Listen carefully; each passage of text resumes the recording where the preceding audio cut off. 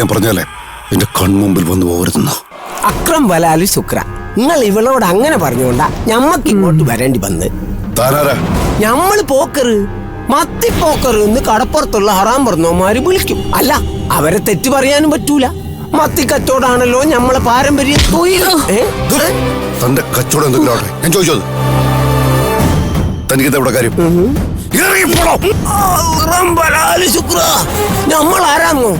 First ഞമ്മളല്ലേ ഫാത്തിമാന്റെ ഒരേ ഒരു എളാപ്പ. ഇളയപ്പം മൂത്തപ്പൻ കടപ്പുറത്തും എന്റെ മുറ്റത്തുനിന്ന് വർത്താനം പറഞ്ഞല്ലോ. പടച്ചോനെ, നിങ്ങളെ മുറ്റോ ഇന്റെ മുറ്റോ ഇപ്പൊ ഒരുപോലല്ലേ കലക്ടറെ? ഞമ്മളിപ്പോ സ്വന്തക്കാരും ബന്ധുക്കളല്ലേ? ഓ, അത് ശരി. അപ്പൊ പുതിയ ഭീഷണി കൊണ്ടുവന്നിരിക്കല്ലേ? ഭീഷണി പറഞ്ഞു നിങ്ങളല്ലേ? ഞമ്മളെ ഫാത്തിമാന നിങ്ങൾ പേടിപ്പിച്ചയച്ചു എന്നറിഞ്ഞു.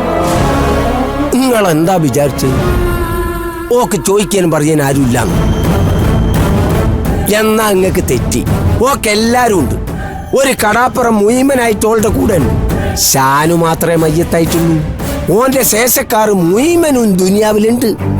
അവർക്ക് വേണം അന്റെ പെണ്ണിനെ,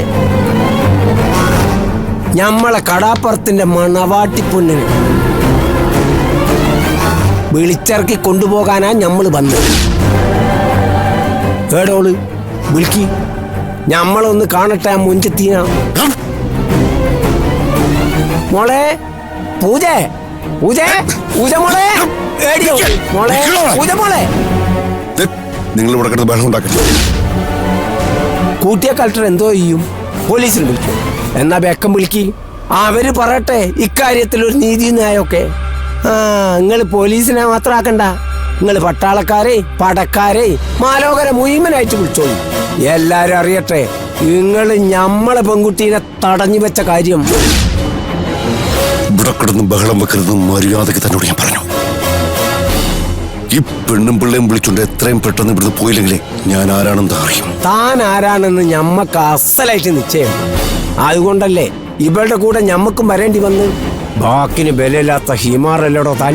കായ് കൊടുക്കാന്ന് പറഞ്ഞ് ഈ പാവത്തിനെ താൻ പറ്റിച്ചില്ലേ? സൂക്ഷിച്ച് സംസാരിക്കണം. ഞാൻ ആൾക്ക് കാശ് കൊടുക്കാമെന്നും പറഞ്ഞിട്ടില്ല. അക്രം ബലാല് ശുക്ര, ഇപ്പം ബാധി പ്രതിയായോ? താൻ ആള് കൊള്ളാലോ. നിങ്ങൾ പറഞ്ഞിട്ടില്ലെങ്കിലേ നിങ്ങളെ കെട്ടിയോള് പറഞ്ഞിട്ടുണ്ടാവും. വിളിക്കോളെ, ഓള് പറയട്ടെ പറഞ്ഞിട്ടുണ്ടോ ഇല്ലയോന്ന്. ഇവിടെ ഇപ്പൊ ആരുമില്ല, നിങ്ങൾ പോണം. പോകാനല്ല ഞമ്മള് വന്നേ. ഞമ്മളെ ഫാത്തിമാക്ക് നീതി കിട്ടണം. ഓളെ മയ്യത്തായി പോയ ഷാനൂന് നീതി കിട്ടണം. എന്നാ പിന്നെ താൻ നീതിയും വാങ്ങിച്ചോണ്ട് പോയാ മതി.